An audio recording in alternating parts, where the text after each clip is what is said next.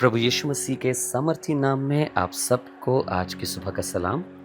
और मेरे लिए फिर से एक बार शर्फ की बात है, आनंद की बात है कि खुदावंद के कलाम को आपके संग बांटने आया हूँ। खुदावंद का कलाम ताए हुए सोने के मानंद है, बिल्कुल चोखा और सत्य है।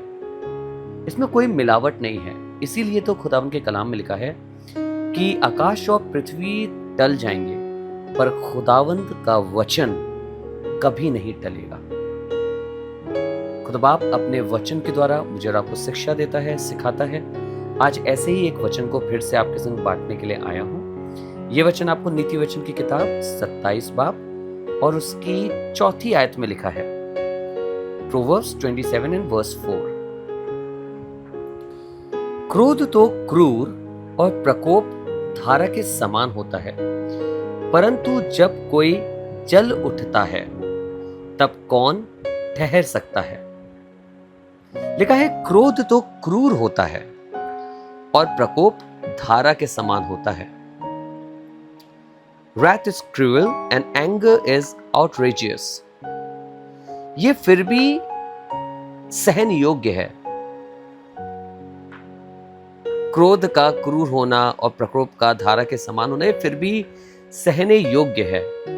पर जो सबसे कठिन चीज जिंदगी में होती है और सबसे मुसीबत वाली होती है, जो सबसे अधिक नुकसान करती है, वो खुदा के कलाम में लिखा है, परंतु जब कोई जल उठता है, जब कोई जलन रखता है, जेलसी रखता है,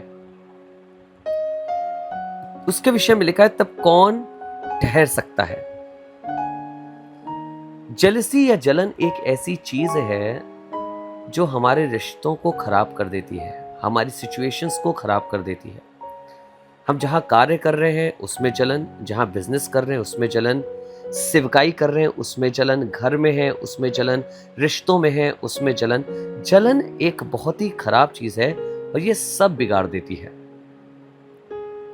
खुदावन का कलाम कह रहा है क्रोध तो फिर भी कोई सह ले, प्रकोप तो फिर भी सहा जा सकता है, पर जलन इसके सामने कौन ठहर सकता है।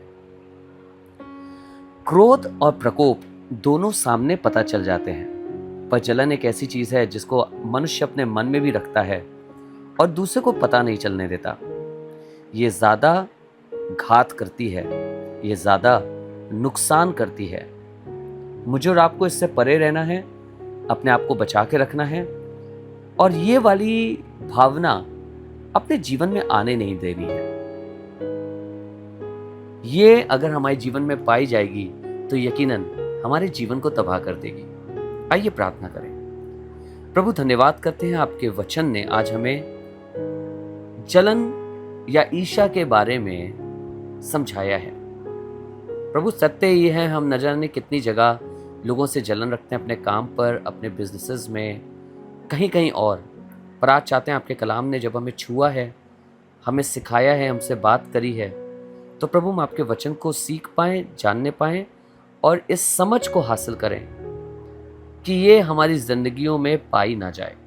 प्रभु हम लोगों के लिए आशीष का वसीला बने, लोग हमारी जिंदगियों से बरकत पाएं, ना कि ऐसी जलन हमारे अंदर देखें। प्रभु हम अपने आप को आपके हाथों में सौंपते हैं, प्रभु यीशु के नाम से मांगते हैं, आमीन। आइए एक साथ मिलकर ए हमारे बाप की दुआ करें। ए हमारे बाप, आप जो आसमान पर हैं, आपका नाम पाक माना जाए, आपकी बादशाहत आए, आपकी मर्जी जैसे आसमान में पूरी होती है वैसे ही जमीन पर भी हो।